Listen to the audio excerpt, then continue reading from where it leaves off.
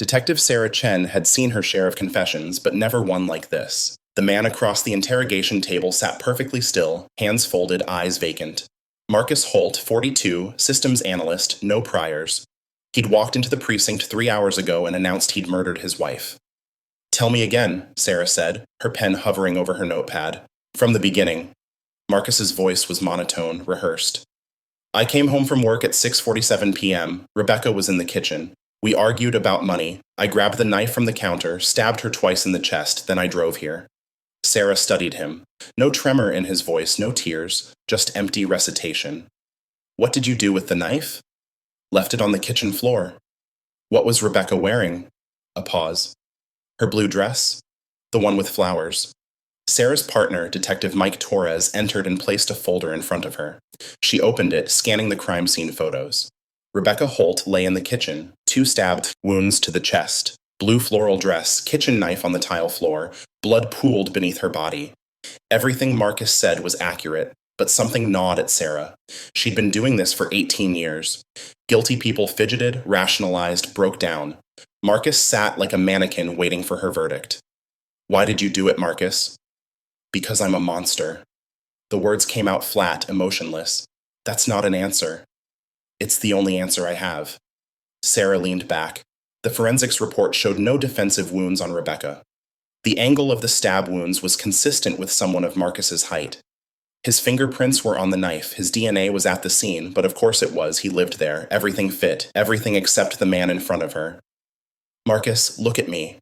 Sarah waited until his eyes focused on hers. "Did you love your wife?" For the first time, something flickered across his face. Pain. Real, visceral pain. "More than anything," he whispered. "Then, why?" "Because she asked me to." Sarah's blood went cold. "What?" Marcus's composure cracked, his hands began to shake. 6 months ago, Rebecca was diagnosed with stage 4 pancreatic cancer. She had 3 months to live, maybe 6 with treatment. She didn't want treatment, she didn't want to waste away, she wanted to die on her terms. "So she asked you to kill her?" "Every day for a month. I refused. I begged her to reconsider, but the pain got worse. She couldn't eat, couldn't sleep. I watched her disappear." Tears streamed down his face now. 2 days ago, she wrote me a letter. Said if I loved her, I'd set her free. That she trusted only me to do it right. Sarah felt the room tilt. Assisted suicide.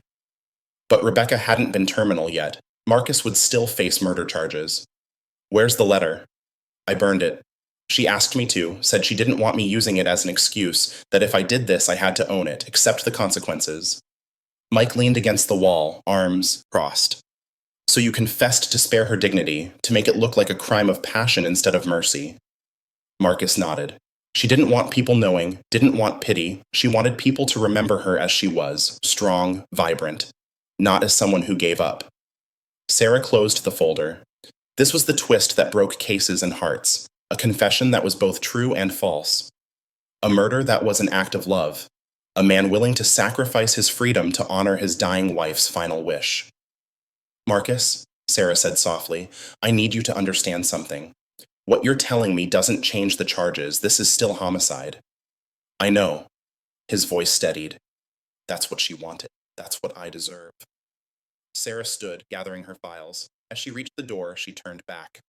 "For what it's worth, I believe you loved her." Marcus looked up, and for a moment she saw the man he'd been before. The husband who'd held his wife through sleepless nights, who'd made an impossible choice, who'd walked into this building knowing he'd never walk out free. "Thank you, detective," he said, "but love isn't a defense." Sarah left him there, alone in the fluorescent light. In 18 years, she'd learned that justice and truth weren't always the same thing, that sometimes the guilty were innocent and the innocent were guilty. She'd solved the case, found her killer, got her confession. But as she walked down the hallway past the holding cells and into the cold evening air, Sarah Chen couldn't shake the feeling that she'd just condemned the wrong man. Or maybe that was the point. Maybe Rebecca Holt had orchestrated the perfect crime, one where the victim and the perpetrator both got exactly what they wanted, and justice became an accomplice to mercy. The real twist, Sarah realized, wasn't who killed Rebecca Holt. It was that Rebecca had killed herself, one final request at a time.